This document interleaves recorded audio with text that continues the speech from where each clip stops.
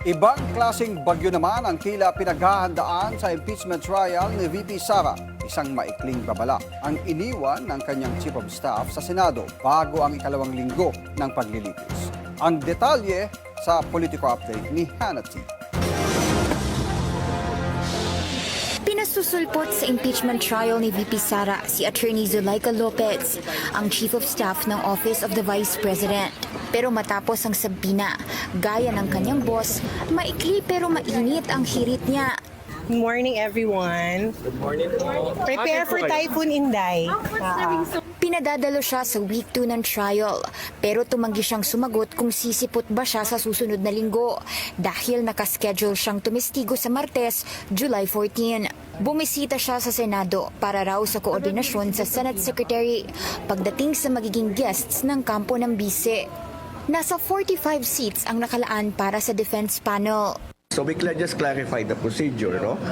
So that was the first question. The second was, doon sa holding area, can they bring in their own equipment? Of course. They asked if they can bring in a refrigerator, a coffee maker. Sabi ko, yes. And then whether they can engage their own caterer. So, yes. So, yun lang naman ang housekeeping, administrative, nothing to do with my clerk of court duties. Kung bakit ngayon lang nakipag-coordinate ang kampo ng bise, paliwanag ni Senate Secretary Renato Bantug, Martes pa raw nagpadala ng sulat ang OVP para rito.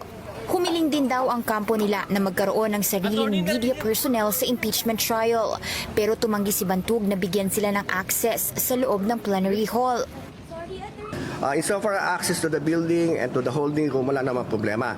But if you will be asking for your own dedicated coverage inside the session hall, then that's something that I cannot give. Because we also declined the request of the House to have their own coverage team. Again, not because of anything, but because of space limitations. Si Lopez ang nooy ipinadetine ng isang House Committee noong November 2024 sa gitna ng investigasyon nito sa umano'y misuse of confidential funds ng kampo ng bise. In-order din noon ang paglipat sa kanya mula House of Representatives pa Correctional Institution for Women sa Mandaluyong City. Pero tila hinarang ito ni VP Sara.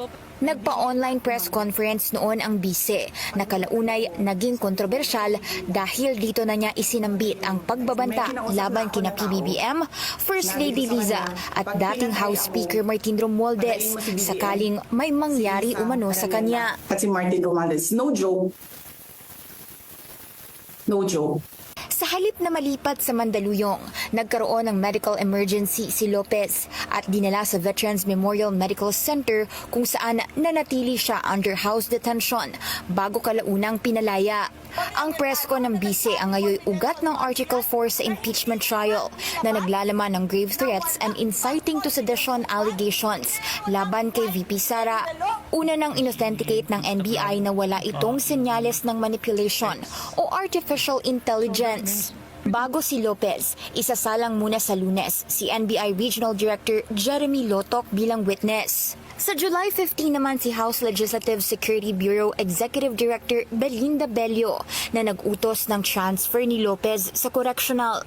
Nasa humigit kumulang isang linggo pa ang itatagal ng proceedings pagdating sa Article 4 bago lumipat sa isa pang paratang laban sa bise sa impeachment trial nito. Para sa Politico Nightly, Hannah T. Billionaire News Channel.